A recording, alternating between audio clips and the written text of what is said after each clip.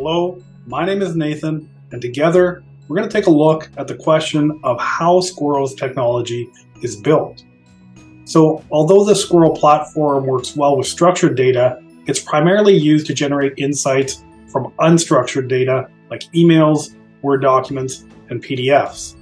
A helpful tool for understanding how the Squirrel platform works is the Gather, Understand, Act framework that Lauren introduced earlier in this video, which you can see on the screen behind me. The Gather stage begins when a data source is connected to Squirrel and data is first loaded in via the data loader or data loader plugins. One of the benefits of Squirrel is that it can connect to almost any kind of data source, internal or external to you, using the data loader right within your web browser. Looking at the left side of the overview behind me, you can upload as many different file types directly from your machine using Squirrel as you'd like, such as PDFs, Word docs, zip files, or CSV files. You can also connect to public data such as Refinitiv or RSS feeds, or any number of premium feeds like S&P Global or LexisNexis, for example. Or finally, using data connectors, you can connect to other applications where your data is stored and import that data easily. This includes popular applications like Salesforce, Microsoft SharePoint and OneDrive, Google Mail, Google Drive, and Atlassian apps like Jira and Confluence. And this is the power of Squirrel. It brings all of your dispersed and unconnected data together into one place. Once loaded, your data is then enriched and related, meaning you can run relational processes like known entity extraction, which looks for things like company names and countries and other, as the name suggests, known entities to label your data with, which in turn allow you to better sort, filter, and generate insights into your data thanks to that labeling.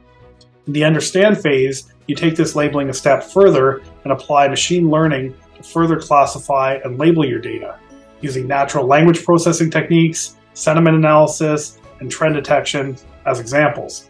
Once you've done that, after the gather and understand phases are complete, you've now connected your data, enriched it, and classified it so it's ready to use. Now, what makes Squirrel special here is the numerous and customizable ways that you're able to use and visualize that data. This includes generating recommendations and insights, automatically sending out newsletters based upon newly uploaded data, and building a wide range of custom dashboards and widgets that can be used in almost any type of application. If it's within Squirrel, likely that will take the form of a cognitive search app or a sales insights app, but Squirrel can also be integrated into many different third-party applications, a few of which you can see listed on the right behind me, like Outlook or Salesforce or ServiceNow. But using SDKs, you can also create custom dashboards that can be embedded in any type of application. And almost all of this can be accomplished using Squirrel's public APIs.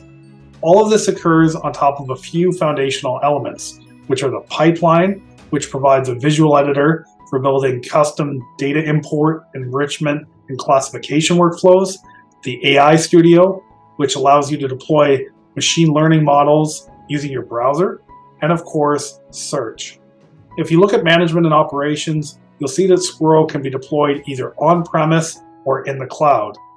And there's a number of standard security and SSO options available out of the box. And that Squirrel provides administrators with tools to easily scale and monitor Squirrel.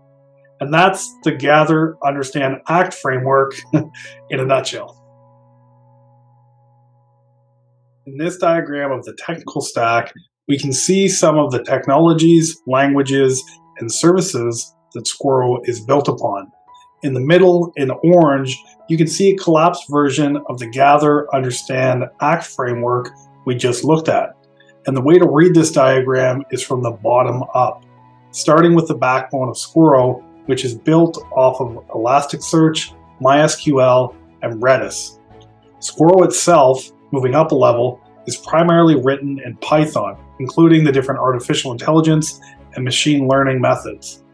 For the front end, Squirrel was initially built on a Backbone.js framework using D3.js and Highcharts, but over the past year has begun a transition to React, using Material UI and styled libraries as well as HighCharts React.